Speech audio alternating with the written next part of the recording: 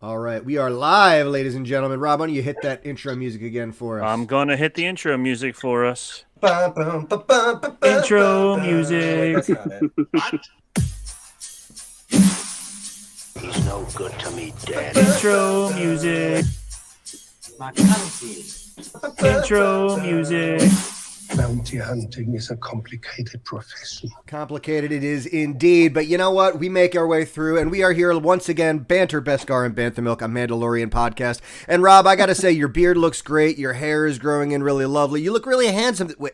Oh, And my followers. I'm I have sorry, so that's- many more followers now. Rob, too. I was looking at the wrong screen. I apologize, my friend. But Rob is here with me, but we also have a guest. How we doing? Great. Thanks for having me. Rob, why don't you talk about who we have with us today? Well, this is our good friend Ryan Arey. I do have one thing, Ryan. You have to apologize. We're a little bit amateurish. Oh, we're very I'm amateurish. looking on our YouTube page, and it says live in 45 seconds on my phone. Really? Do you have it? Yes. Oh, okay. So now it says waiting for our. So you're telling me it actually waits until exactly 8 o'clock before it allows I think us to that's go what it live? was. I yeah. didn't know we were going out live on the YouTube. Oh, we're That's live awesome. on the YouTube right now. Oh, You better we're believe trying it. everything. That's all right. Oh, that's cool. Our Well, I our can fans on recommend- YouTube will have to catch the actual podcast to catch the exclusive extra 45 seconds of content that comes Yes, along the with. first 45 seconds. Well, I want to talk your streaming software at some point because I've done a good bit of that myself. I'm always curious what the kids are using these days. Oh we Thank have you, a Doug. treat for you that I will tell you because we are amateurs, so we could use your help for sure. Either way, Rob, we have Ryan Arey with us. Ryan Arey. We have from, Ryan from Arey. Screen Crush. Why don't you talk about Ryan and make him blush a little bit with his kitty cat in the background? Okay, so here's some facts I found out about our good friend Ryan Arey below us. So he makes videos about every comic book movie / show, Star Wars, Star Trek.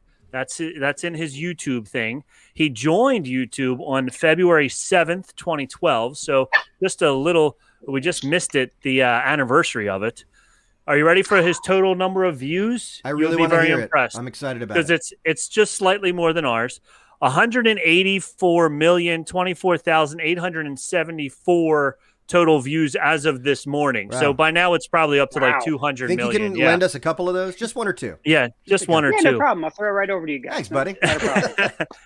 And Ryan, I then went to Ryan's his website, ryanarey.com, and he wrote on there that his videos can currently be seen on screencrush.com, where I am the executive video producer and create a new video essay every week. I also currently manage video productions at Town Square Media, including our intern program and post-production and data management. So he is a very busy man, this Ryan Arey, and through all that, he finds time to hang out with us. We appreciate it. Welcome aboard, Ryan. Glad to have you today. I am happy to be here. There we go. Go ahead, man. Go ahead. No. Just show. Well, no, that's Sure. fine. We'd like to kind of introduce you into what we do here. First of all, the most important thing is we always need to have a little bit of Bantha milk here, right? So before we start our conversation, I have generally gone with my standby glass of whiskey, but it can vary from person to person. Rob, what do you have today? Well, I still have a can of tasty hazy IPA from 21A, one of our sponsors, but I think I'm going to stick a little local today to start with. I have the Filthy Yards IPA. Okay. The Filthy with a PH because we're from Filthy. Philadelphia. That's right. So it's filthy. So here we go. I love it. He cracked it open. Ryan, Nick what about loves you? the What do you crack got open. over there, my friend? What are you working with? Well, with my Han Solo frozen in carbonite bottle opener, I I'm love drinking Omegon Wit from upstate New York. And I'm going to be enjoying this in my Game of Thrones Dragonstone Goblet. Wow, Very this nice. man comes prepared. I got to He tell you, sure I am does. very impressed. I didn't even That have I time do. to empty my whiskey into my Stormtrooper decanter today. I got to tell you, but Ryan comes prepared. We're glad to have him here. Before we get into just some news and some discussion on some Star Wars topics, because guess what? We are a Star Wars podcast, if you can believe it. We do want to make sure that everyone knows how to get in contact with us and get in touch with us through all of our social media platforms. Rob, are you able to give us a hand with that? Yes, I am. So everybody listen up to how you can get in touch with us. Hey, if you're interested in more Star Wars info, want to chat, or even want to send us some Star Wars drink recipes, please be sure to check us out on all of our social media platforms. You can catch us on Instagram and Facebook at Bantha Milk Podcast, Twitter at Bantha Milk. You can email us at banthamilkpodcast@gmail.com, or even check out our website, banthamilkpodcast.com. And don't forget to check out our sister podcast over at the Earz-up Network. Our friends over at Earz-up help us a whole lot, so give them and their many shows a listen. Their shows include Earz-up, Earz-up in Depth, The Supreme Resort, and Scraping the Vault. Also, be sure to check out their Patreon at patreon.com/ears with a Z up. For as little as $2 a month, you can help support our show.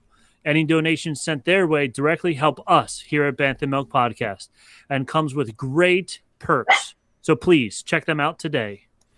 Rock on over at Earz-up. Yeah, please check them out. That's actually where we are streaming right now on YouTube. We have taken over their YouTube channel once again, against their will. Hopefully that we can keep them out for at least an hour so that they don't interrupt our party here. But Ryan, man, it's just so good to see you down there and have just a break from just always seeing Rob next to me. You know, it's just, it's just such a delight. There's been a lot of things going on Star Wars wise, it seems like, in the news recently, that I'm definitely curious to get some outside ears on. Rob, we have some small bit of news today, don't we?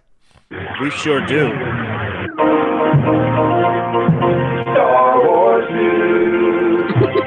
I'm glad you like. All See right. that a friend of ours actually created some sound bites for us, and he did a good job. I couldn't have done that myself. They're great. but- Your intro is great too. Thanks. Well, that I actually did. It wasn't That one heard I'll- on YouTube. That one I will take credit for. I made the intro. I think in That's pretty like great. 15 minutes before our first show, I just kind of threw it together and it stuck. So I'm glad you dig it, man. Nice, nice. All right, Rob. What kind of news we working with today? So I have just a little bit of news. I know, Nick, you have some more, and Ryan has his ears down to the curb, so I'm sure he has plenty of more news than we do. But somebody told me that Gina Carano got fired. I don't know about that, but that's the scuttlebutt that I You're heard. lying. Yeah, You're lying. I am How lying. dare So you.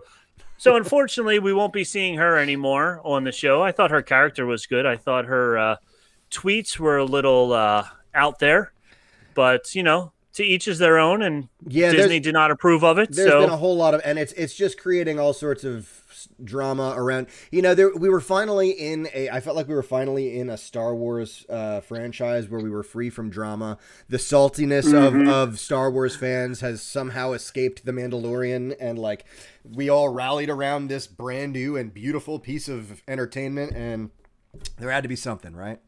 There had to be something. I don't know. So there we go. So who knows? Ryan, do you think they're going to replace her or just lose the character altogether? You know, they're not going to replace her. Star Wars, unless you're casting like a young version of somebody, it seems like they don't do recasting. Sure. Okay.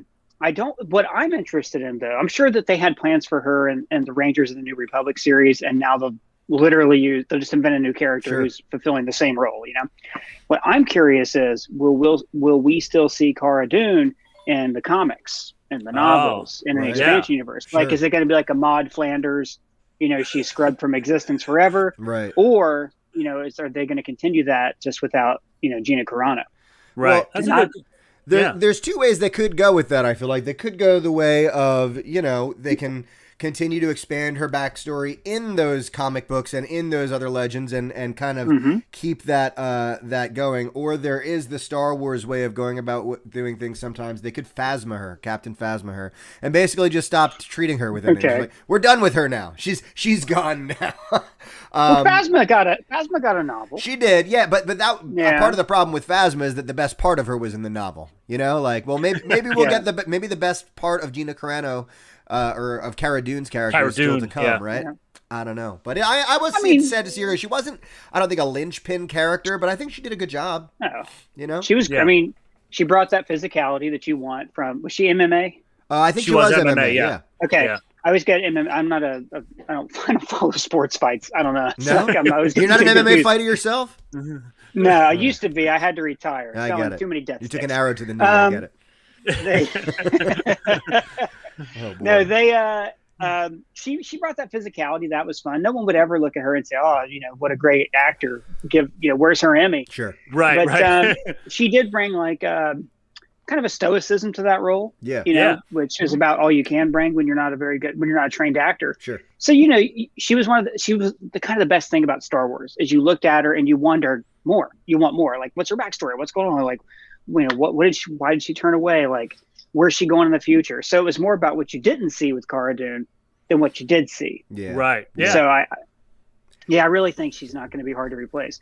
And she wasn't fired for being a conservative; she was fired for being an idiot. Yeah, right. Exactly. I mean, the stuff that she was saying, comparing people disliking her Instagram to the stain of human history, right. is not. Yeah, come on. And it's this fine line that we all kind of walk. I guess it's like, on one hand, it's like, yes, we want to be able to say what's on our mind, but at the other hand, like, you work for Disney. Disney doesn't care about anything but making money. Yeah. So like, and if you've been like us and you were following the story, they didn't exactly fire her right away. They gave her a lot of chances, and that has to be because the people at The Mandalorian went to bat for her. That Dave Filoni and Jon Favreau were going into the offices of Disney and saying, listen, help us out. And I'm sure she had more than one chance. And it's one of those bummers where, like, come on, just stop. So, yeah, just be cool. You're on Star Wars. Yeah, right. Yeah, exactly. I'll be cool. Let me be on Star Wars. Yeah, exactly. I'll learn to MMA. That's right. Yeah, Nick and I talked in previous episodes of our show about how, like, even the guy who's in the background of a Star Wars show can go to a Comic-Con and sign autographs for $20 a shot, and he'll have a line out the door. Yep. So oh, you were the guy that was standing behind Obi-Wan. Yes. Jeans guy. Oh, yeah. I was at a podcast a couple of days ago, and I wish I could remember who it was who said it, that they're just going to scrub Gina Carano out and replace her with Jeans Guy. I love it. I'm already there for it. I think I saw a mock-up of a Jeans Guy Hasbro collectible action figure already somewhere. Oh, that's so if funny. If Wilro Hood can become like a figure for us to rally around. That's right. Then we can get a Jeans Guy figure. That is absolutely correct. Right after the running of the hoods will be the running of the Jeans Guy. He'll be like following them at the Comic-Cons. I love it. I'm still holding out for the action figure of Luke's family's charred remains. They don't have that yet. Come on now. I don't know. I think that was an Onion article I saw a few years ago. That I think it was scarred me as a kid, man. See, like I remember just looking really close at that scene and going, "Oh my God, what did they do to them?" They were brutal, man. Flame troopers. Yeah, I guess, man. Oh gosh. All right, so that's Gina Carano. You got any more Star Wars news for us here? I think you have a couple of articles. I will tell you. There's no articles, but I've just been kind of watching what's been going on social media, and there are two people who have been oddly more active. Right. First of all, I followed Tony Horton on Instagram because, I'm a former P90X-er, right? Because I hate myself, apparently. But no, I love Tony Horton. And Tony Horton has been recently training with Ewan McGregor. Ewan McGregor has been showing up on Tony Horton's Instagram. And this has happened before. I've seen it in the past, and it's gotten my hopes up. But I'm wondering if, because of some of this Obi-Wan action going on, we're going to see a little more of that. And maybe he's training for some of the physicality of that role. So that's nothing official. That's no news, Star Wars news. But again, I have been seeing more movement with him. The other person I've been seeing loads of movement from on Instagram is Ray Park. Ray Park has been posting all over Instagram pictures of Darth Maul, pictures of him getting in makeup for Darth Maul. So I don't. Again, didn't you send me the headpiece? Yeah, there was an image he posted on his Instagram of just the headpiece, and it said something like "Meet me on Dathomir." Right. So again, I haven't heard any official stories about his involvement in a new Star Wars franchise, but I mean, off the top of my head, I'm hoping we don't see him in the Obi-Wan series, just because I don't know how that would fit in with the Rebels ending. But we've got we still haven't heard from that last scene in Solo when we get our little teaser for Darth Maul as the head of the crime syndicate. We haven't gotten anything from that, so maybe something's coming. Another Solo movie. Who knows? Just some interesting stuff happening. I can lay a theory down for you. Go here. I want to hear it, Ryan. I want to hear your theory. Yes, the Rebels. That scene in Rebels takes place I think pretty soon before New Hope, Sure does. if memory serves, right? You know, he's already Alec Guinness age, basically. So if you're Obi-Wan and you're on this planet and you're watching over this boy and you hear rumors about Darth Vader, so you know Anakin's still out there, but you also hear about this Crimson Dawn crime syndicate that's making moves on Tatooine and threatening villages there, and you're like, oh man, I got to clean up Darth Maul now. That's something I think could pull him off the planet. Okay, If he I can has see to. that. Yeah. And then that could be bringing Crimson Dawn into it. Could be that solo sequel that we're honestly never going to get. Right. But it would be a way to continue that tease that we saw at the end. I'm down. Yeah. Way Yeah. down for that. I like Set that. that maybe about 5 years after, because we don't know. And this is brilliant that we had this not in a comic or a novel. We don't know how Darth Maul and Crimson Dawn fell from grace. Nope. True. Nope. Yeah. There's a lot of questions still out there for sure.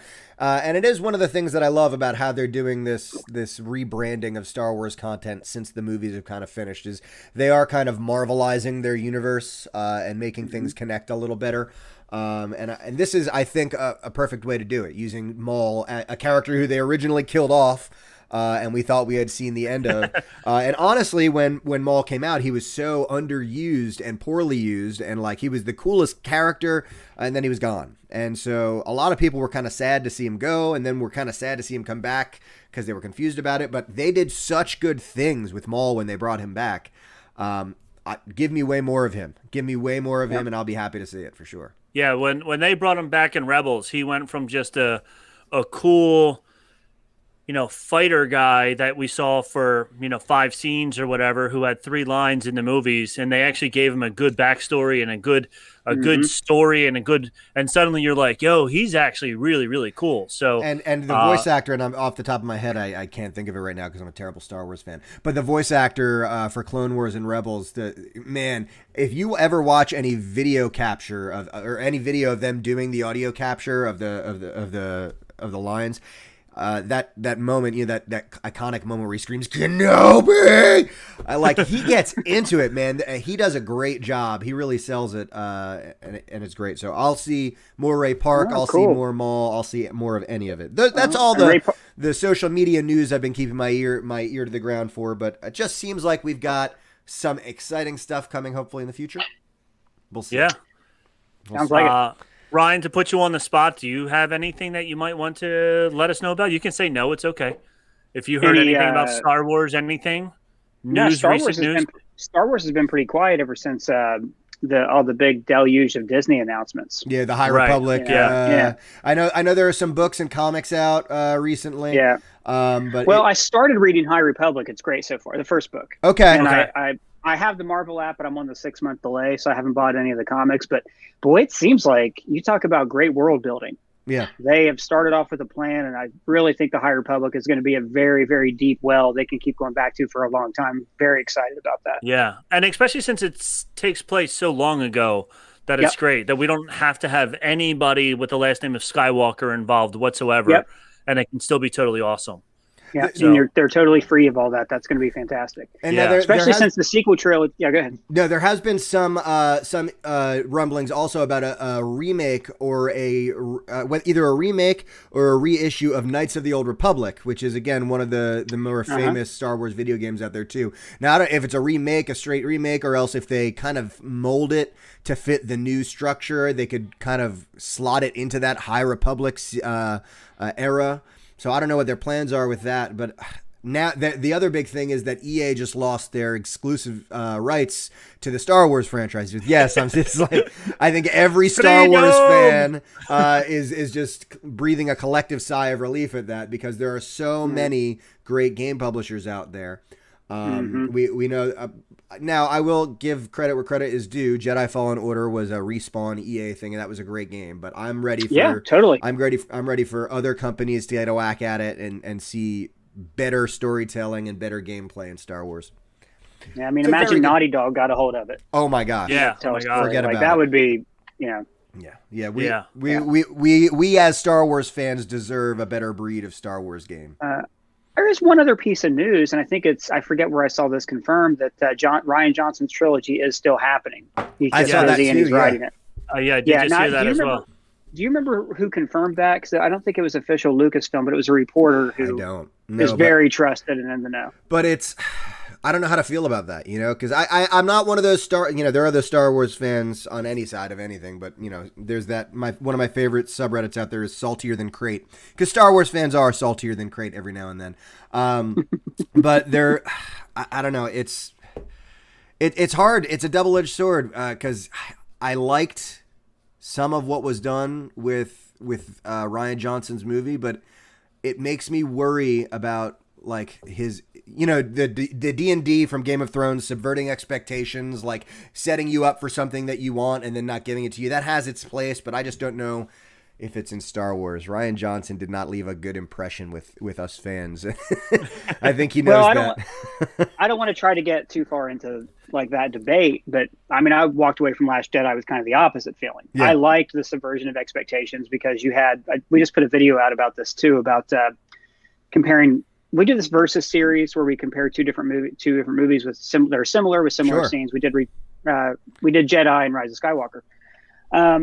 But for me, like the prequels deliberately mirrored the OT. Sure. And then all of a sudden the new series was doing that with Force Awakens. And so when Last Jedi came along, I welcomed the subversion because I thought I knew what was going to happen. It was boring for me. Right. Yeah. And I also think that everything that most fans dislike about Last Jedi was inherited from Force Awakens. Oh, you don't like that Luke is a sad hermit? JJ put him on the mountain. You know what I mean? Yeah. Yeah. So to see him get to start a movie at any era on his own, like begin it and tell the story from the start, sure. I'm pretty excited about. Yeah, I agree, and I think a big part of it is the lack of unified vision, and we've talked about that on this podcast too. Is that I think Ryan would. I think they set him up to fail because there wasn't this unifying vision. If there were 3 movies planned with 3 different directors, but Disney came to them with this overarching story. Mm-hmm. This is our story. I think that he would have been set up less to fail. Or even the same writer. Or even, yeah, absolutely. Yeah. So, like Marcus and McFeely for Marvel, Yeah. Yep. Yeah. So we'll see. I think you're right. Having one director like Rian Johnson do a 3-movie arc and having it be his, I think is only a better thing than what we had there, right? But good bit of news there for our Star Wars news, I would say, Rob. There's just one more thing, and this is a personal news for us. Rob, let's hear it. Nick and I have been working diligently. We all know what month is up next, March. For those of you that don't know, I'll let you know. And March is March Madness. So we are coming up with our own Star Wars version of March Madness. That's right. Where we are coming up with a ranking of 64 Star Wars characters, and we're going to have them all battle out somehow to see who is. And we're still trying to figure out the wording of it because, like, favorite Star Wars characters, very subjective, most powerful. There's like 4 who are super powerful and the rest who aren't. I don't know. Maybe there's going to be a massive writing campaign for like, a Porg. To be the most powerful Star Wars character. And all of a sudden we have a Porg versus Darth Plagueis, and Darth Plorgus comes out on top. Yeah. Just because you've never seen a Porg fight doesn't mean they can't. You're not wrong, man. Exactly. They got to survive somehow. Octo is a dangerous place. So we are we're setting that up, and we're going to have on our Facebook page and on our Facebook group. That's right. Sacred Jedi Texts. For those of you who haven't seen it, go check us out. Yep. Facebook.com/groups/Sacred Jedi Texts. So we're going to have a couple of, battles every single day for the month of March. So hopefully people take it seriously and don't all vote Porg over Luke Skywalker, and then Luke Skywalker's voted out in the first round. Vote for Porg. So that's what we're going to be doing coming up soon. So everybody keep an eye on that on our Facebook page and our Sacred Jedi text group and all that good stuff. So I think that now wraps up the news. So since that wraps up the news, Star Wars news. But of course, the reason for this season, the man of the hour, why you've all tuned in today, is because we do have our friend Ryan Arey here. And again, as we mentioned earlier in our podcast, we're so excited to have Ryan here. I did actually check out the video that you just mentioned of comparing the Return of the Jedi to the Last Skywalker, or the Last Jedi, or Rise of Skywalker. And so you put out some great stuff. And so we're just really happy to have you here. No, thanks, man. Thank you so much for being here. I know Rob has some questions for you. So Rob, why don't you take it away, my friend? So I'm going to start off by saying little fanboying here to you, Mr. Arey. When we do Mandalorian reviews every week, and I will say I'm not, and this is leading into a question to you as well, because your videos are unbelievably in depth. I can't even imagine how much information is inside of that head of yours. But Thanks, man. so I do check out YouTube a lot to find out things that I didn't see or I missed in a lot of the Mandalorians, and I did come across your videos, and I was like, oh my gosh, this guy knows everything. So yeah, so little fanboy crush there on you. So good job. That Rob is a crush on you. I was very impressed. So first question is, how did you start? You started like reviewing movies and then turning into all these Easter eggs and stuff like that. So your YouTube page started in 2012. So what gave you the idea to start doing this way back when? Well, technically, I don't own the YouTube page. That is owned by Town Square Media, the company I work for, who owns Screen Crush. Okay. But I was hired there as a video editor for like different brands. Screen Crush they did something called You Think You Know Movies, which is like little factoids. Hey, here's 10 things. You think you know Star Wars? Here's 10 facts about Star Wars, that kind of thing, right? The freelancers did that. I was not involved. And then I did a video on my own, a Marvel video, and the producer at work saw it and said, this is great. You should do this for Screen Crush. But within that, what I've done over the years is put more and more of myself into it. And I've had less and less. I've had to answer to people less and less, to the point where I don't own the channel, but I write everything on it, and I supervise everything on it. So it kind of became a thing where at first I was just throwing stuff at the wall. I liked video essays. We did a few of those. We did a few like lists, and then we started doing those Easter eggs. And then the real thing was like when we did the Mandalorian and the Watchmen, because that was a weekly well that we could keep going back to, which was just amazing. So then it kind of really took off after that. Unfortunately, Disney Plus puts everything out at 3 a.m. So that means that on Friday, I get up pretty early, to jump the gun. And it makes it, like you said, it makes it really hard to remember all the knowledge you've retained about Star Wars when you're under a blanket in the bathroom recording into a microphone at 5 a.m. so you don't wake anybody up. That's great. Yeah. But I also like credit all the other channels who do this kind of thing, who I watch and go, oh, I got to get better. I got to work harder. That kind of thing. Well, congratulations. That's what we're doing right here.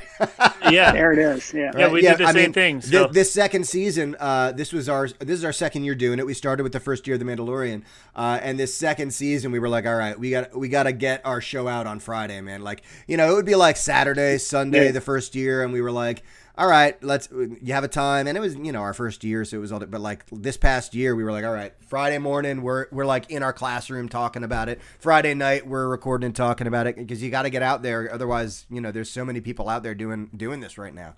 And you had so much to talk about this season too. There was so much. Season 1 of The Mandalorian, a lot of fun, but this season was like, my God.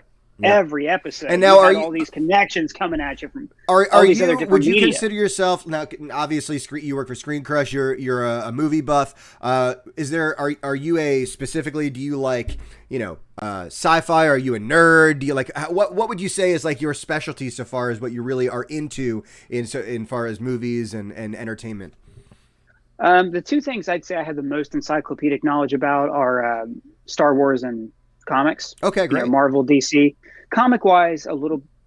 It's been a while since I collected DC on the reg, but so I'm a little bit more of a Marvel person. But like I collected both growing up. I collected Archie comics growing up. Sure. I Star Wars comics, and then when the EU happened, I read all those. Not every single one of them, because that's impossible. But like I've always been in those two things, and I love Star Trek too. Okay. And I'm actually doing a big rewatch right now. I watched TOS for the first time, and working my way back through TNG, and it's quarantine. Why not? Yeah, I mean, why not? Yeah, absolutely. Yeah. I saw one of your tweets. You put out a picture of you. My guess was in your teens, maybe early 20s, but it looked like in your teens where you were in front of boxes of comic books. Yeah. And you were like, for all you people who don't believe me, I've been collecting for a really long time. So and a there lot was of just those like, books are DC too. Yeah. That's awesome. And I'll tell you, the newer Yeah. Star Wars, I've never been, I've always like gotten a comic here or there, but I've never been like someone who's just had comics around. The newer Star Wars comics are starting to get me into comics because I just really like the art style and the storytelling. When I got into Jedi Fallen Order, I read some of the Jedi Fallen, like the preamble comic books in there and the Darth I haven't Vader read series. those. Yeah, they're really great. Yeah. It's a really interesting introductory into some of the characters in that. So I've been really digging the Star Wars comics recently. The Vader series are great. Yeah. But they're frustrating because you read them and you go, this should be a movie. Yep. This like Right. story of Anakin right after he becomes Vader and has to earn his lightsaber. That should be a movie. Yep. But there's other books like when Disney first like really took control and streamlined all this in 2015. Great comic book writer named Jason Aaron and John Cassaday, one of my favorite comic artists, did the Star Wars series. Where, so good. They were showing you like the moment Vader found out that Padme survived and gave birth, like when he found out it was a Skywalker who lit the Death Star, and he like begins this like shadow campaign against the Emperor. Little things like that like perfectly join together the prequels and the OT and make them both better as a result. You know, comics are, I think, a better medium even than the novels because they're visual. Sure. And they and are Star Wars cheaper is than making visual the too, cartoon. I think Star Wars is itself such a visual thing. The storytelling is such an important part of it, but you know, one of the big selling things in 1977 was how amazing it looked, and being able to see some of this stuff in a comic book. I'd rather, I think, see it in a comic book with beautiful artwork done than read it and have my brain fill in the gaps, you know? Mm-hmm. But although the best Star Wars novels, like the Timothy Zahn, original EUs, you can hear that score. Sure. When you read them, when you know, you're like reading when when they really get you, you know, there were some bad ones too, though. Yeah. EU novels, and that's part of the problem Darth Saber, too real with bad. some of the EU stuff. You know, before the Disney takeover, it was such a widespread. You had such great stuff, and then you had some stuff you were just kind of scratching your head. And it's hard to find like good, I feel like, adult, approachable Star Wars. Like there's a lot of young adult stuff out there that you kind of got to weed through. Yeah. You find the Thrawn series, like the new stuff, and you start to get a little more mature.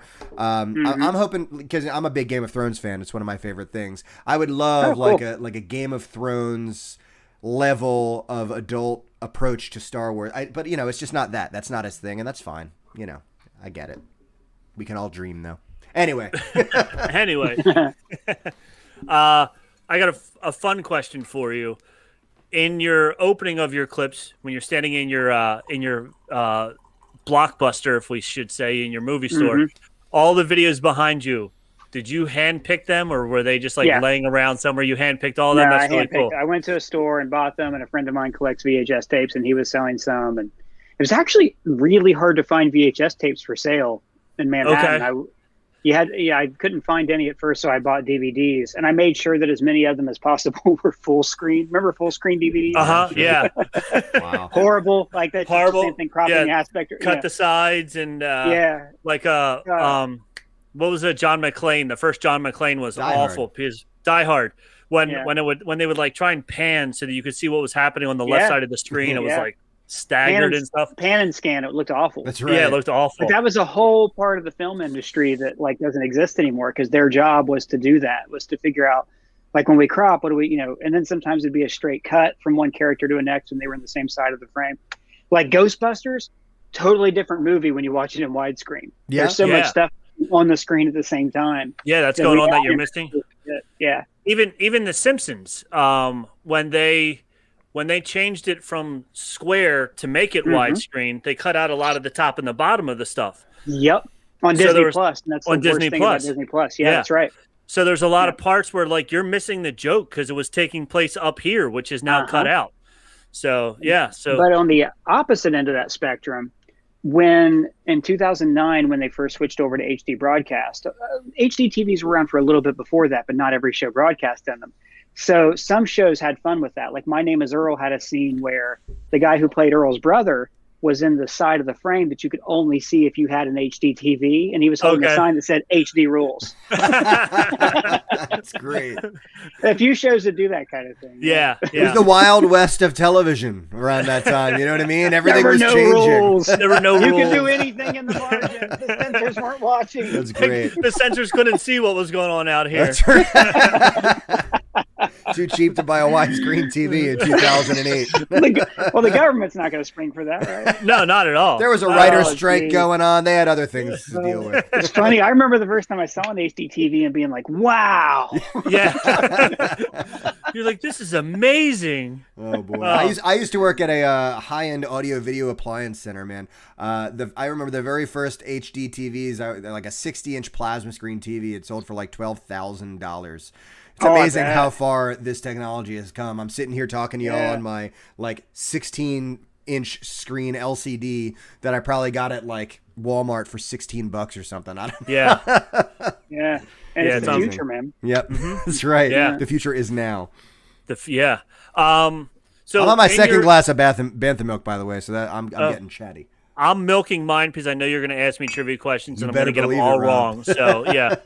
So, Ryan, to fill you in, we did this once before, and I surprisingly knew a lot of the answers that he didn't think I would know. Yeah, So now he's making the questions twice as hard. to Rob's make too sure that I reliant don't on his answer. notes, so I'm trying to keep him honest. And last trivia, he did too well. So we'll see how he does this time.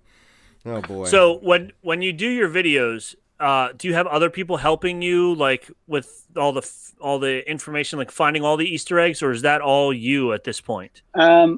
It's pretty much me. The editor in Okay. chief of the website's this really great critic named Matt Singer, and he's a huge comics fan, a Star Wars fan. So he'll notice a few things and send them to me. But at that point, I'm really into it, and I will go to other websites, and if I see anything that I didn't notice, I'll credit them. And I've been shouting out on Twitter too, and usually Twitter will throw me one or two things that I Okay. didn't catch. Okay. What's extremely frustrating are the really obvious things that I overthought or didn't catch. And I'll Right, give you yeah. an example that, oh my God, just pissed me off from the first season of like pissed me off. They're in the bar. They, Cobb Vanth even says, "Give me some spotchka." Sure. And I still said it was, "Oh, it's blue milk." In my video, instead of being like, that's clearly the thing from season 1 that they brought back. Like, Right. I still think people call me out in the comments. It made me angry. Oh my gosh. Listen, man, people on the internet are ruthless. They are. You get one thing wrong, that's it. You can't look at the comments. No. I've learned that the hard way over the years. I've gotten everything from like, "Oh, he looks like Steve Buscemi," to you're like, "Why does he twitch so much?" Like every little criticism you can think of. I'm like, I like whatever. it. I like Whatever. it. That's see, funny. See, I'm looking for those comments. See, we're still at the point in our podcasting career when we get a I'm like, "Yo, Rob, we just got a comment on our video, man. Yo, go check it out." We're like Feed so that ecstatic. algorithm. That's Yeah, right. Yeah. That's so funny. Oh my gosh! Now I lost my train of thought because you answered a question that I was just going to ask you. What hate are some that. of the Ryan, worst? Gosh, worst Ryan, questions, you worst should comments have that you better got? instincts as an interviewee than to answer a Sorry. question that hasn't been asked yet. How dare you? I'm learning. That's why I'm doing a lot of podcasts. Well, There we're you glad go. we can help you. I'll briefly touch on. I'm not going to go into detail, but like we've done other videos about like the Black Panther, and I had to like when we did that one, I had to put in like words to screen, Yeah. so they didn't make the comments. So there's Sure. the words you would think of, but I also put in words like SJW Right. and stuff like that because I'm like, come on, Yeah. like that kind of thing. Oh, even though the more controversial the post, the better it is for the algorithm because people comment on that post and it cracks Right. up. Yep. Oh, there's, yeah. That's the reason why So your there- video didn't do as well, Rob. Rob was wondering That's why why. his Ithorian video didn't do so well. It's because you didn't wear the tinfoil hat. You got to work I the know. algorithm. Uh-huh. You got to work Yeah. You the did an algorithm. Ithorian, is that what you said? Yeah. Yeah. Well, somebody. Hammerhead? On the Hammerhead. Yeah. Yeah. On. We do this spotlight dance thing segment where we kind of zero in on one specific segment, and Rob did one on Ithorians, and it was very informative. But cool. Yeah, it was Thanks. great. But Ithorians aren't as sexy as like is Jar Jar a secret Sith. You know what Right. I mean? So like it just didn't get the clicks. That So- kind of theory is like, why doesn't Ant-Man go in Thanos' butt? Because it's dumb. It's stupid. Like, Listen, Ryan, this is what we're trying to sell to. It's mass appeal. nah, your thing. This is intelligent. This is gentlemen. Let's broaden our minds. That's the plan. That's Yeah. what you're selling. That's yeah. what we're trying. That's what we're selling. Anyway. That's what we're trying to sell. So we talked about a couple of bad comments. Have you had any like super great comments? Like on your Twitter, your tagline is that Mark Hamill liked one of your tweets once. Oh, what was that tweet? What did you say? I'm excited about. I did notice that. That was the best day of my Best day of your life. Is that like line one on your resume? I haven't watched my Twitter ever since. That was amazing. That was because, God, I think it was my friend Patrick Willems, who's another video essay guy, who does great stuff. Check him out, Patrick H. Willems. I think he said something about in Canto Bight in the casino, how the little alien gets drunk and feeds the BB-8 with it, which is amazing. Like, yes. I don't see how anybody you can look at that and go, well, I mean, I didn't like this about Last Jedi, but it did have that scene. Just like I can go, well, I didn't like right. Rise of Skywalker, but it sure did have Babu Frick in it. So I tweeted back at him like, hey, did you know at Mark Hamill was in that? And Mark Hamill liked it. He was the voice of that guy, right? Yeah. Yeah, he did the mocap too. Oh, he did. Yeah. I didn't realize he did the mocap. Fun trivia fact, I'm going to shout out my brother-in-law. My brother-in-law is the person that Mark Hamill originally did mocap with. My brother-in-law is not an actor, he's a video game designer. Okay. And Mark Hamill did mocap for a video game, and my brother-in-law had to direct him. And like when he told me this, I don't know if you've seen the show Community, but like when Donald Glover meets LeVar Burton and he's just frozen the whole time. Yep. I was like, I can't. Yeah. Yeah. You're like, What? wait, you met got him? to me. I What? didn't get. Yeah. That's So Like that's a you little family don't even know connection who there. he is. Well, there was You're like, Well, he does. But Okay, not well, like that's I good. do. Not like I do. But there was there was one of these late shows where what's the guy's Adam name? Scott. Adam Scott. Adam That's Scott. right. He Yeah, it plays was Ben amazing. Wyatt, and he Yeah. gets surprised by Mark Hamill. Was it Conan? I feel like it was either Conan or Jimmy Fallon. But he just kind of does. I don't remember. He does that Adam Scott, like in Parks and Rec when he gets the Iron Throne as a gift. That face. He just does that. He did. You're right. Well, the story behind that was that he wrote Mark Hamill a letter asking him to come to his birthday party. Right, And Mark that's Hamill right. came out, and the first thing he said was, "I'm sorry to make it to your birthday party." I had like 3 bar mitzvahs that day. I love it. Mark Hamill is the best thing to ever happen to Star Wars. I still think he's a fan of Yeah. the franchise. He's a fan of the fans. You Yeah. know what I mean? He's the best thing to happen to fandom. Yes, like the guy is absolutely. actually a huge comic book fan. Sure. Did you see the movie he did? Terrible, not a very good movie called B. It was a kind of a B movie called Comic Book Movie. Yes. No, I yes, did I not. did. Yeah. no. Total love letter to fans. Absolutely. Because it's about a guy who's a huge huge fan of this character. They're turning into a major film, and he's pissed off at the studio for screwing it up. Yep. And he filled the cast. It's a mockumentary. He filled the cast with voice actors who he worked with who were never in front of the camera. Like Oh, the very guy cool. who does, Orson Welles and Pinky and the Brain and Pooh. And also Sid Caesar's in it with Jonathan Winters. Like, it's a weird little thing. It was like a passion project he got to do. And it's about celebrating fandom. That's so cool. Yeah. You don't get that kind of love from Harrison Ford. No, No. No, you don't. no, you do not. But what's funny too is Mark Hamill is also the biggest fan of Harrison Ford, which is it's a great thing. And does a great He impression does. of him, too. I don't remember who I just showed it to, but there's those bad lip readings that were huge a couple years ago. There's a bad lip reading of The Force Awakens. And Mark Hamill actually plays Harrison Ford in the bad lip reading. Does not. That's Really? awesome. It's I didn't so know good. that. Oh, I got That's awesome. Oh, it's fantastic. You got to catch it. You got to catch it. I've for only sure. seen the Yoda one, the Seagull song. That Oh was- yeah, that's Oh, I the mean that's a Seagull song, classic. great, yeah. That's Yeah, absolutely a yeah. classic. But yeah, you'll have to check that out for sure. Oh man. Oh, I will. So- I can still hear you. I'm gonna step away and get more Bantha milk. Go no. Okay, listen, you do that. But Priority continue to number 1. ask your question though. You'll just be looking at a chair. Imagine I'm here. Okay. We have very We'll vivid put a imagination. cardboard cutout of you in there. There's That's Ryan right. right there. I see him. So while you're getting more Bantha milk, since you read all the comics and everything like that, especially with WandaVision's been amazing this year. Mhm. I never read any of the comic books. I'm in love with the show and confused during every single episode, and have to go to YouTube sites such as Screen Crush to find out what all these little things mean. So with you knowing all this stuff, do you feel like you know where the show is going, or are you just as surprised, maybe not as I am, but are you surprised every episode with what you see compared to what you have read in the comic books? Yes and no. I mean, so like, spoilers for WandaVision, episode 7 and earlier. I've been saying since the trailer that Catherine Hahn was going to be playing Agatha Harkness.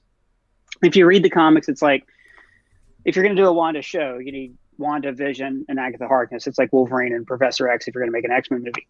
So I wasn't surprised by that. I'm surprised to see she's the villain, because in the comics she's more of like a gray character. She kind of falls in between. But the best thing that the MCU does is it'll take the spirit of a lot of these stories and adapt them into a framework that's either more realistic or fits their universe. Like, excuse me. A great example is WandaVision is based on a storyline called House of M, where Wanda creates an alternate reality where her father Magneto rules the world and mutants are on top and she gets to have her kids. It's very complicated. And WandaVision said, well, we're doing a TV show. Let's make it a pocket reality. It's a TV show, And so they took the spirit of it, the essence, and they made it something that, fits within that format. You got a kitty too. Oh, I've got 2 of them. I got 2 as well. They're going to be walking around. 2 and a dog. Look at us. Yeah. So, but WandaVision still surprises me. Like, there's certain things that like I can predict where they're going to go based on like casting rumors and what happens in the comics, but I don't know if Vision's alive. I don't think he's going to stay alive because they haven't announced he's going to be in any other movies, but I don't know what's going on. Right. It's pretty exciting. Okay, good. Awesome. So I'm not the only one who's excited and surprised every single episode, which is good to know. I do love seeing because my son's way into it, and then with all this online schooling, he watches it during school and whatever, and then I come home. That's great. Isn't that great? It is great. Pandemic. Yes. The pandemic. Won't somebody please think of the children? They're suffering, people. They're suffering while they're sitting there eating chips, multitasking watching at home. WandaVision in social studies class. Yes, I will say in his defense, he is getting straight A's this year. So I am happy. If he wasn't, I would be definitely not allowing him to be watching WandaVision during school. But I come home from work and he's like, "Did you watch it?" And I'm like, no or yes or whatever. And he's like, oh my God. He's like, it's so cool, but I don't know what this means. And then he's like, he's on like Instagram and stuff and finding out all this stuff. So, so it's great writing. I feel it's awesome writing. And, so the fact that even fans of comic books who know what's going on, at least they're making it different enough that it's keeping you in the loop and keeping you in suspense as well, which is what makes it even better writing. So that's awesome. It does It's seem the best like, kind of adaptation. Yeah, it seems like they're taking those stories. And again, I think back, I've never been like the biggest consumer of comics, but I've always enjoyed them and been a fan of them. And I think back to like the Civil War storyline, and we know that the Civil War storyline is inspired by the comics. There was a whole Civil War thing, but even within the Civil War in the MCU, there were surprises because, like you said, it's an adaptation. It's not a retelling. Yeah, exactly. And that is a really cool thing about what Marvel is doing with their MCU. They're giving a new audience a glimpse into this world while keeping true to the story and the spirit of these stories, but not the letter of the story, which I really dig. And in their own style. Yeah. You know, like that template that Favreau and Robert Downey Jr. laid down in Iron Man of that kind of Kraken wise hero. That's like where the movies are basically like sci-fi action comedies. Yeah. It's been imitated every movie. Like there's a house style that some people deride and I happen to really like. And I'll say it does seem like DC is trying some of that. My favorite DC movie recently has been Shazam. Underrated. I thought it was a great movie. Yeah. Absolutely. And it used a lot of that Marvel kind of tongue-in-cheek humor, almost making fun of the superhero genre while embracing it. Meanwhile, you have like your Justice Leagues that are, just drowning in, I think one of the worst movies I've ever seen in my life, and I hate saying it because I know I have friends who really liked it. Aquaman is one of the worst movies I've ever seen in my life. What? I couldn't handle it. I know. Like I hate saying it. I can't handle it. Mary Poppins, a sea monster. There's an octopus playing the drums. There's sharks with laser beams on their heads. There's crab people. There's Jason Momoa doing Romancing the Stone in the Desert. James Wan came at that movie like it was the only Aquaman movie that was ever going to be made. And he was we had to right. get it all in the same movie. You got to get it all in there. And Make damn sure it, he he gets was everything in right. there. Oh, it's so bad and great at the same time. But you know what? That's one of the few. Yeah, go ahead. No, and that's fine. I like plenty of bad movies. One of my favorite childhood movies is the Super Mario Brothers movie with Bob Hoskins and John Leguizamo. You know, I'm a fan of bad movies. Yo, Open the door, You get just- on the floor. Yo. Everybody walk the dinosaur. George Clinton You made just an lost original credit song right for there. that, man. yeah.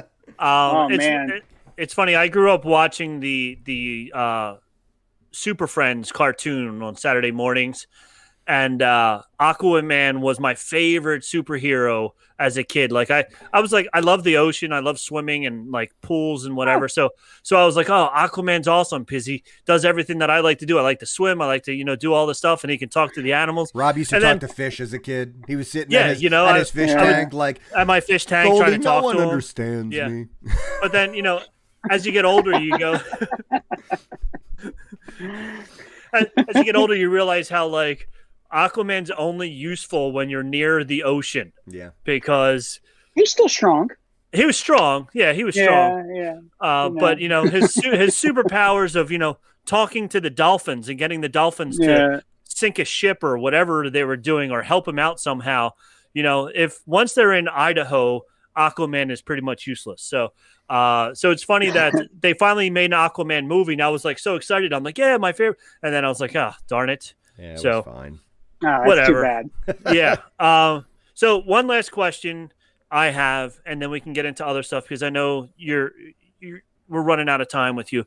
So you love comic books, you love movies and comic book movies. Are you into, what else are you into? Video games, sports, cars? What else does Ryan Arey like to do? I love video games, so I don't play them because I tend to get extremely wrapped up in them. That makes sense. I get yes. it. Yeah. Console games, at least. Recently, I did finally finish Miles Morales and Last of Us 2, and anything Grand Theft with Grand Theft in front of it, I'm going to dive into.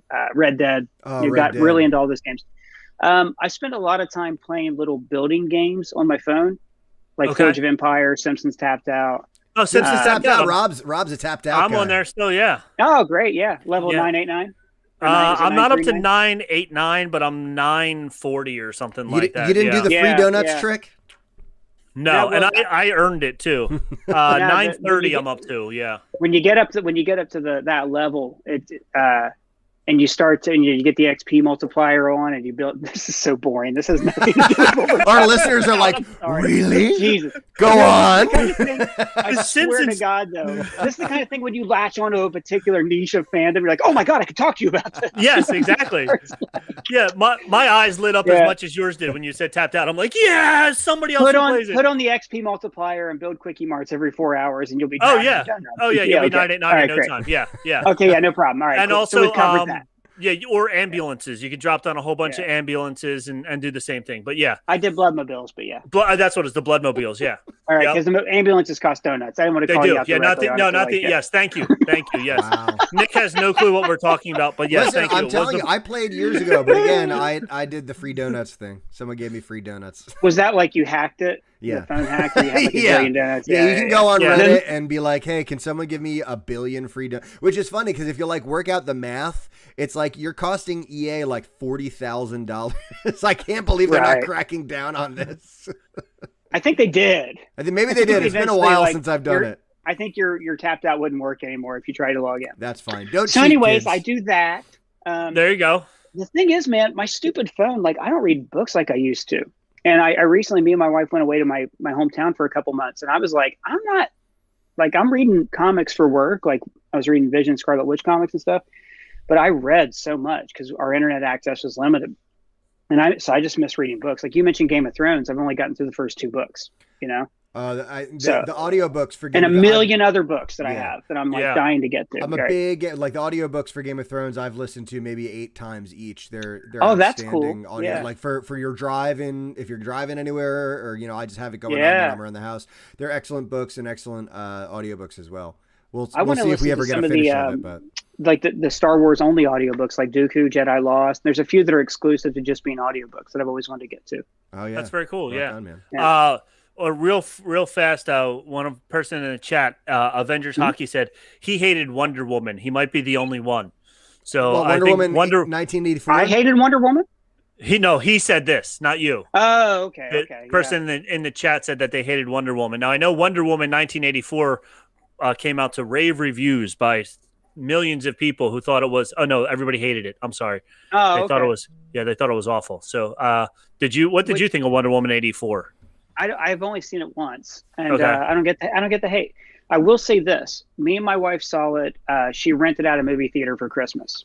Oh, very cool. So like I literally could have watched anything, and I would have loved it. But the only really problematic thing in the movie is that they use some guy's body.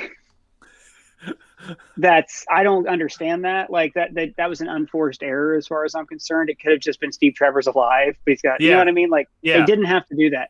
And because it was Chris Pine being Steve Trevor the whole time, you never really cared that it was some other guys. So that was weird. That was weird. Yeah. But I don't get the hate for the movie. I really don't. I think that they went in. I think Patty Jenkins got more control. So we didn't have this horrible climax like we did in the first one. I think that what she went for, this like smaller, more intimate character moment in the end, where like she's appealing to this guy's humanity. If anything, it was a very simple story. I think Chris Pine even says, "Oh, it's like the monkey's paw. It's like the wish that's cursed." Right. Yeah. But again, they went for a theme. They said it's 80s, it's materialism, and we're going for a specific, response. There's also this trope of like superheroes losing their powers in the sequel, which works. That's the reason you see it so much. It's because once you see them achieve their zenith, you have to see them knock down a peg. Right. Sure. Yeah. I haven't read many reviews because I held off on reading them when they came out because I hadn't seen the movie yet. And I don't have any problem with the movie. I may feel different if I watch it again. It would be better for me financially if I did, because I get a lot of traffic from shitting on DC movies. But I was like, oh, that's a good movie. That's all I want. I don't need like a really. I don't know what people are wanting from their Wonder Woman movie they didn't get. So the people now, these aren't critically acclaimed reviews. These are my friends who are huge movie buffs and love movies, but they were saying things like the fact that she was so heartbroken over his death that 30 years go by and she can't find anybody else to love. They were like, in what other superhero are you going to see that is that heartbroken that they're not going to be able to find love again, type of thing. And then the other one that I remember my friend writing was just about how everything was explained by magic. Like he's like, I hate movies that are just explained by magic. It's just like, everything's all good again because of magic. Like if there was you just explained every Star Wars movie. Pretty much. Yeah. I mean, that's what the Force is. Whenever people justify dumb stuff in Star Wars, they always go back to the Force. The Force. Yeah, the Force. Yeah. I don't get it. Lucas All he was just Force. like 11 feet higher than Anakin. I don't understand. It's the Force, man. It's the Force. It was the Force. Right? The Force did it. Yeah. High ground power. It's a powerful stuff. But wait, in Phantom Menace, the same thing happened. The Force. It's the Force. It was the Force. It was all the Force. Right. It was the Force. Jar Jar Binks changed everything because of the Force, because he's a Darth Jar Jar. Yeah, make sure you check out our YouTube for our Darth Jar Jar video. That's right. Oh God. All right, so I'm done picking your brain, Ryan. This was an awesome interview. We do have the next tricky part, which is the trivia. So we can go head to head, and I guarantee you're going to win, and I'm going to have to drink all the Bantha milk. But if you want to stick around for that, that would be awesome. I can stick around for a little bit longer. The way we do this here is I'm going to pour myself a little more Bantha milk. This is our second trivia night challenge. Really, I've got 10 questions. They're pretty simple. If you get it right, you don't have to drink. That's just basically how it goes. It's a pretty simple drinking game.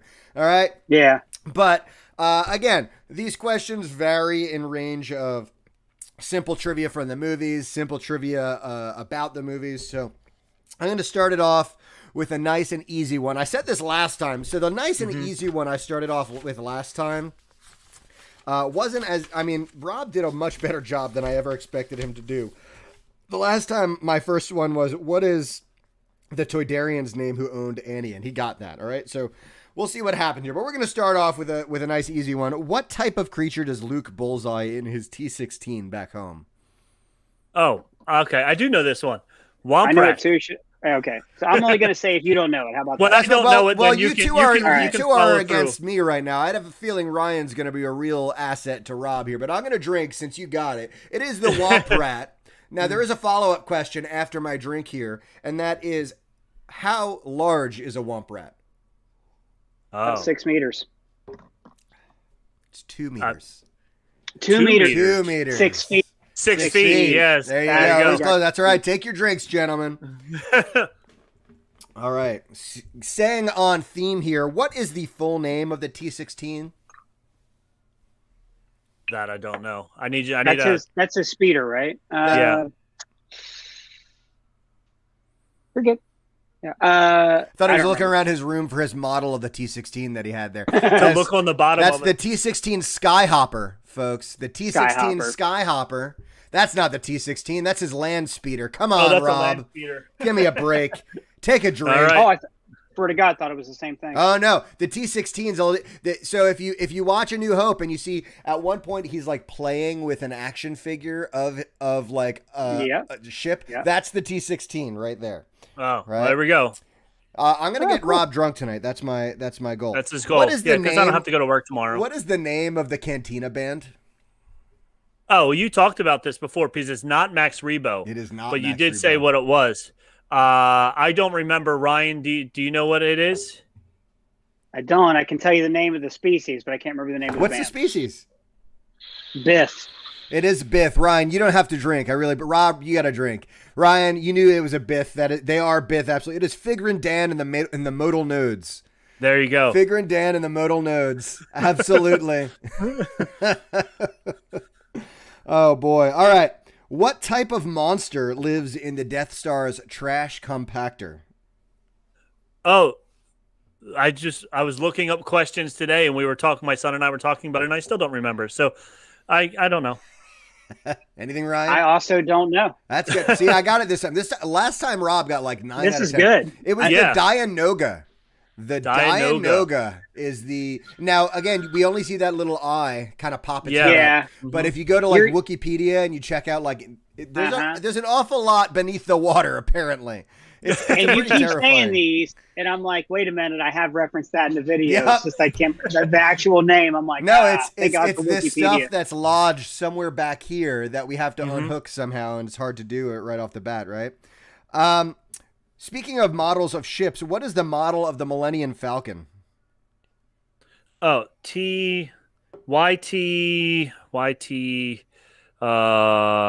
I forget. I don't know. I'm going to give it to you. I'm going to drink for that. That's good. It's a YT 1300 light freighter. Right, and the I Millennium also Falcon. forgot the name. Yeah. I think the Millennium Falcon is a D also on the end of it because it was the fourth generation of the YT All right, freighters. well, then I'll definitely drink because Rob, There you go. that's some good trivia right there. Well done. All right, this might be a softball. This is definitely a I hope softball so. for Ryan. What actor portrayed the Ewok Wicket?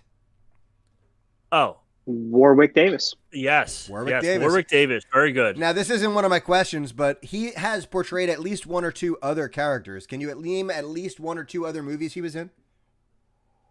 He was in, Yeah, Star Wars movies or Star Wars movies. or outside of, Star Wars Oh. movies? Any one of all the, of them. anytime, Phantom yeah. Menace, all the prequels. Pretty sure he's been in all the sequel trilogy movies too. Has he really? Is he not? I think so. He's think been he in has. quite All right. a few, yeah. I know they have, he made a pretty big cameo in Solo, right? He was one of like the rogue band of outlaws with what was the Enfys Nest, right? Enfys Nest from Solo, right? Yeah. and he Yeah. was himself. He wasn't in costume for that, right? Wasn't that's he? right. You He saw was- his face in that, yeah. Yeah, and But I you think saw his in face Rogue as a One as different well. character named Wald. He played 3 characters in Phantom Menace. There was Greedo, Wald, and I can't remember the other one. But you see his face like in Phantom Menace All right. as well. Okay, Man, awesome. Ryan. All right. How many moons does Endor have? Well, there's the forest moon of Endor. Did you know that At least 2. at least Yeah. you're definitely right. I'm gonna drink. I'm giving you hard questions. I'm gonna drink on that. There's 9 moons. How many? Nine moons. moons of Endor. The forest moon of Endor is named for the planet of Endor, right? But there are actually 8 other moons in I the didn't know Endor that. system, and there are actually 2 I did not know suns that, yeah. in the Endor system. Oh, look at that. Interesting stuff, right? How about that? Yeah. I never knew that. What is the homeworld of Admiral Akbar? Mon Calamari. Mon Cala. Mon Cala. I'm going to give it to Ryan. Species Rob, you is still Mon got to Calamari. drink. Go ahead and drink. He is. That's his species, right? He's a Mon Calamari, right? It is Mon Cala, right? Nice job, Ryan. All right. I'll take a drink for that one. I earned it. I know that from still playing Star Wars Galaxies. Yeah, Rob is an active Star Wars Galaxies player. And awesome. there's a new server. Well, they've redone all these like fan servers now. Have come out with this, so you can replay the game again. But the server that I'm on, the guy created a whole bunch of extra planets, and Mon Cal is one of the extra planets that he created. So beautiful thing. Very cool. Yeah. Finally, last but not least, one of my favorite characters in the entirety of Star Wars. What is the name of Jabba's pet Kowakian monkey lizard? Is the name of the He's got Screech. A name. Not Screech. That's actually not a terrible. Salacious Crumb. Yeah. It is Salacious Crumb. There you B. go. Crumb. Nice job, Very Ryan. good. I'll take a drink for That one one. I knew. That's a pretty famous one right there. That's so far as what Rob was saying earlier about, any background character is going to have their own Wikipedia page. Salacious B. Crumb is sort of the epitome of that, right? This basically the only role this little dude had in the movies is to laugh and be menacing, and yet he is a beloved Star Wars character, right? And that's one of the great things about Star Wars. That's right. Yes, absolutely. Yeah, that's all we had. I will tell you, I did a lot better this round, Rob, than I did last round. Yes. So now I have my range, right? This was a little too hard for you. Last time was a little too easy. I got to find my sweet spot. You got to find somewhere in the middle where it's nice and even. Yeah, I love it. So I love also talking about Salacious Crumb about what Jon Favreau and Dave Filoni have done with The Mandalorian, where they keep bringing back all these little characters. Like when you see the monkey on the spit, and you're just like, oh, that's awesome. Yep. And people are like, and the little guy watching him is the worst part of that. Yeah, he's like, Mom! Oh no, I'm next. It's not going to be fun. I love it. So yeah. All right. So now moving on to our last part, which is our whole Return of the Jedi segment. Ryan, it would seem that you have some thoughts about Return of the Jedi, right? You did a whole comparison video on your Screen Crush YouTube channel comparing two different, and you had said that that's something that y'all do on Screen Crush, right? Is comparing two of these movies together. So it would be definitely interesting to hear your thoughts on this movie. I love Return of the Jedi. It has a near and dear place to my heart as a child. But the first time I ever saw Star Wars was in 1990, what was it, 1996 when they re-released it in the theaters? 97. Okay. I was kind of old for that. But when I went home that night, I remember I went home from seeing A New Hope and I watched Return of the Jedi. I didn't watch a new Empire Strikes Back, which is funny because Empire Strikes Back is today my favorite. But I went straight to Return of the Jedi because I just had to see how it ended, right? So it has a very close and dear place in my heart. So I remember seeing it in the movie theater in 1983. So that just shows. Oh, that's awesome. Yeah, I was 10. Yet. So no, you weren't, but I was 10. So it was like, I just remember. I remember we had to. My family went camping every weekend, and when we were driving, my dad was reading the book to us first in the car, not while he was driving. My mom was driving, he was reading, and then when we finished the book, then we went and we saw it. So it was really cool. So that's a great great memory that I have, of all that time. So I remember seeing it in the movie theater and being totally loving it. So so that's my little flashback. Now you have some really cool stuff that you can tell us about Return of the Jedi. Just a little thing. I was lucky enough, maybe I want to say 2013, I went to a screening at BAM in Brooklyn where they have special movie festival screens things. They happened to be showing Return of the Jedi. And they had two people who worked on it there. And I don't remember either of their names. It was a man and a woman. And the man worked in the creature shop. And he showed us he gave a presentation and showed us BTS photos of him with all the Akbar heads, all the Mon Calamari heads and things that he made. Awesome. And he told this story that it may exist in other places, but this is the first place I heard it, where they were building the Rancor. And they were working on the puppet and, doing it with stop motion. And George Lucas was like, no, I want it to be a man in a suit. And they were like, oh, that's really, it can't work for this reason, that reason. And he was like, you can make it work. Because that's one thing George Lucas is great at is people, he's like Captain Picard. It can't be done. Yes, it can. You guys find a way to get that done, right? Yeah. Okay. So they did it, and finally they built this thing. And this guy, this effects artist, you don't hire a stunt person to come in and test this stuff. It's the guys who build it. They just get that's part of the fun part of the job. They get to slap the shit on. So he put this thing on, and for the test of George Lucas, and George is there, and it's like this. Okay, like let's get this right. And he's in the Rancor suit, and just falls immediately. Oh no! I could not even take a step in it. Like completely, like the way that thing is built, its hips would just snap into. Like it could never actually exist. Yeah. But you know how it would subsist itself in a galaxy far, far away, Ryan? Is the Force. With the Force. The Force. The Force should hold him up, yeah. Now, that's my anecdote. I have to get off of here. It's been really fun talking to you guys. Ryan, man, it has been thank you very much. Such a fantastic time having you. Thanks. But Ryan Arey from Screen Crush, we want to thank you once again for being on. It's been great to have you. Great to talk to you. Please check him out. Check out his YouTube. Check him out on all the social media. Ryan, thank you so much for being here, my friend. Thanks so much. Thank you very much. Take care, Have a good Ryan. time, buddy. You too. Bye. What a awesome. guy. Well, that was a lot of fun. Good time. Good guy. Good to have him on here, right? But you had some stuff to talk about with Return of the Jedi, right? Let's chat about it. So I got 10 trivia. Again, I like to put trivia in quotes. 10 fun facts, maybe you want to call it, about Return of the Jedi, and then 10 goofs. It's exactly Let's call it that. And then 10 goofs about Return of the Jedi as well. So since we've already gone close to, if not over an hour, I'm just going to blast through these here like like I'm shooting Whomp Rats. Here we go. It. So in your T-16 Skyhopper. With my T6, that's right. So it grossed $374 million during its initial theatrical run, becoming the highest-grossing film of 1983. Several re-releases and revisions of the film have followed over the decades, which has also brought its total gross to now $475 million. So, needless to say, it made a couple of bucks. Made a couple of bucks. Good for it. Yeah. Was the unmasked Darth Vader and Force Ghost that? Oh, I don't know what that line is. I don't know. Sorry. The project. This is fun. The project was given the working title of Blue Harvest. I heard that. With a tagline of horror beyond imagination. Now they did this for multiple different reasons. One, they did it because they knew that if they were saying they were Star Wars, all of the subcontractors that they were hiring for all these different things were going to charge more. And they also did it to try and more for secrecy, especially when they were in the woods in California. They didn't want too many extra fan people coming around, and the desert in Arizona. They were talking about, the Blue Harvest was the movie that was filming out there. They did have some people try and break over the security fence and all that stuff to see it, but they knew if it was Star Wars, they would have had thousands more people trying to do it. Sure.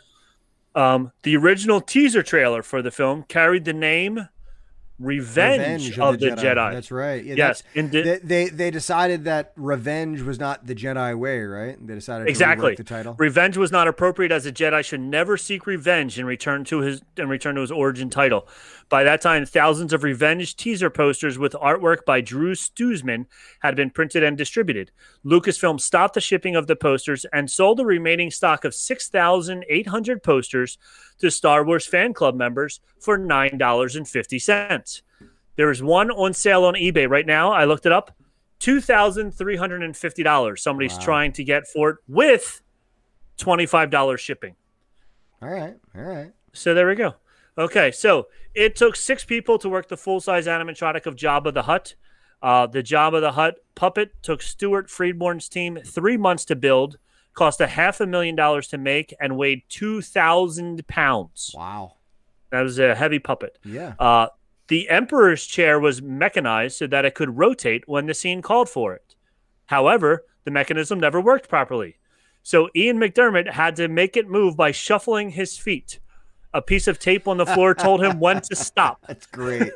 Did you just see him with his little feet just like... Just... and trying to do it where he keeps his upper body still. Yeah. Fake scripts were distributed to some cast members that were considered likely to leak information to the media. Some of these phony stories elements were indeed leaked, such as Lando being revealed as the last hope, for the Jedi mentioned Obi-Wan and Yoda in Star Wars Episode 5, The Empire Strikes Back. So can you imagine being the person that they give you the fake script and With then you Billy find out D that as the chosen Jedi? one. Yeah, and then you do tell about it, and then they're like, Nick, we gave you the only script that said Billy D was the Jedi, and now people know about it. Thanks, Nick. Admiral Akbar's famous line, "It's a trap," was originally scripted as "It's a trick." The line was changed in post-production after a negative test screening. The point of view shots for the speeder bike sequence were achieved by having a camera operator with a Steadicam walk through the forest at normal speed, with the camera filming at 1 frame per second. When the footage was played back at 24 frames per second, it gave the appearance of flying through the forest at high speed. Yep. So that's how they did that. The growls and sounds of the Rancor in Jabba's palace were actually made by a Dachshund. A Dachshund? The dog. Dachshund, yes. Wow, So- that makes it seem a lot less threatening. I'm not going to lie. It's a little dog.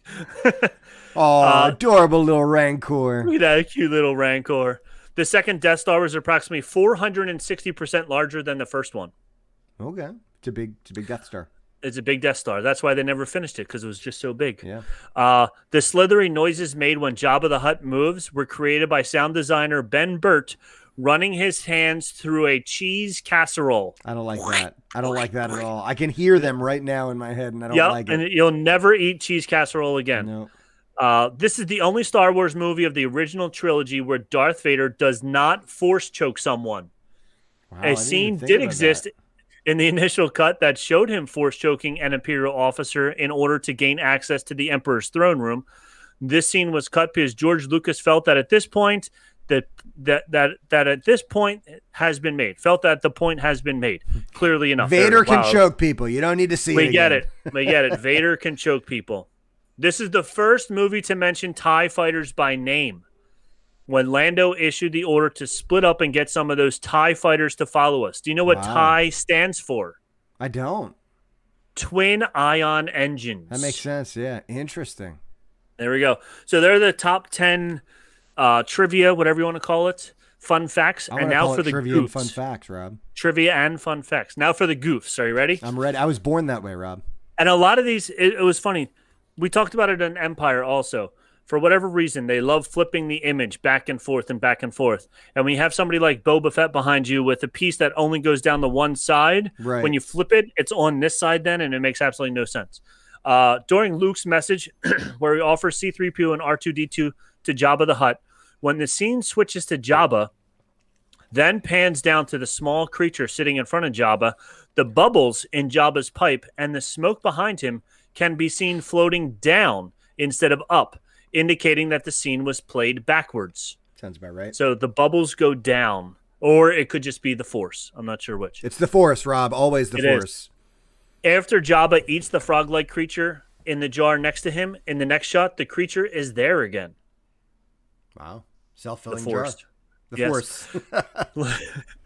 Lando's rank insignia swap sides just before Han departs for the mission on the forest moon of Endor.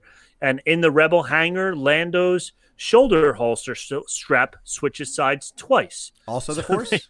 Also the Force. They can change the your wardrobe as well. When Leia first meets Wicket, Warwick Davis's thumbs are visible through the costume. Like his human thumbs? His human thumbs, like when he grabs something, you see his little thumb pop Oh, I got to out keep my and the eyes costume's- open more often. Yeah, I don't so know look how I for missed that. And apparently that happens with a couple of different Ewoks as well. If you look closely at their hands move, but the costume hands do not. Interesting. During the climactic lightsaber battle, when Darth Vader is searching for Luke in the lower section of the Emperor's throne room, okay, so think back to where that is. You clearly see that all the large structures in the area are suspended from the ceiling with a few support poles holding up the platform that the Emperor's throne sits on. Luke seems to be hiding behind a wall that doesn't exist in the established shots. When Darth Vader taunts Luke enough to get him to attack, Luke jumps out, and the wall is nowhere to be seen as it's just open staircase behind him. So they filmed some scene with him behind a wall that's not actually there. Sounds about right. All right. The dress which Leia wears in the Ewok village was not in her possession when she arrived there. Yeah, who made her that dress?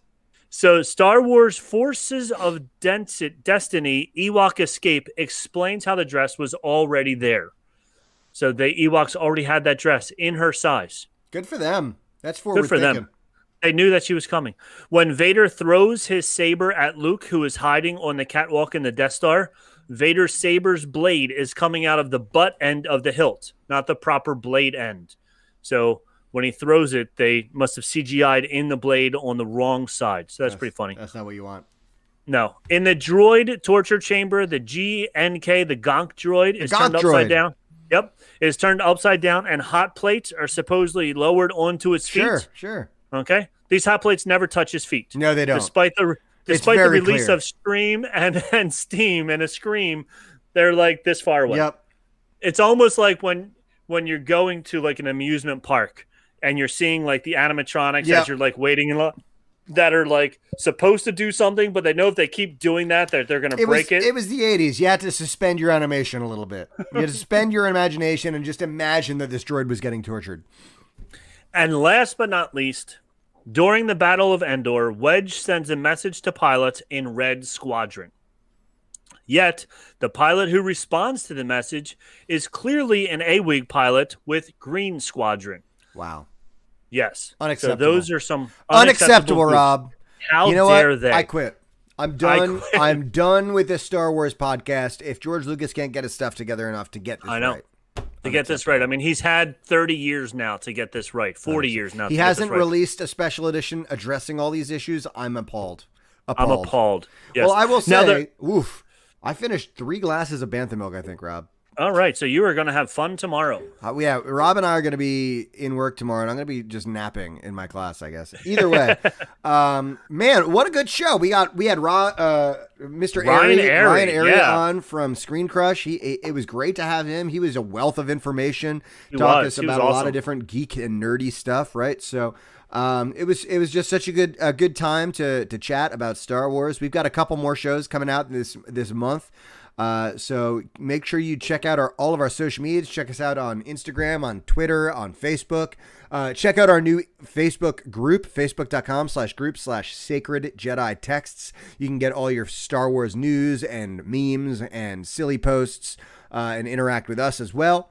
It's been a good show, Rob. It's been a great show. It's been a lot of fun. So, and don't forget on Facebook and Sacred Jedi Text to look for our March Madness bracket breakdown that is coming very soon when March starts. Yes, so indeed. Check that out come March. And I think I'm done. That's it. I think you're from done. All of us here at the Bantha Milk headquarters in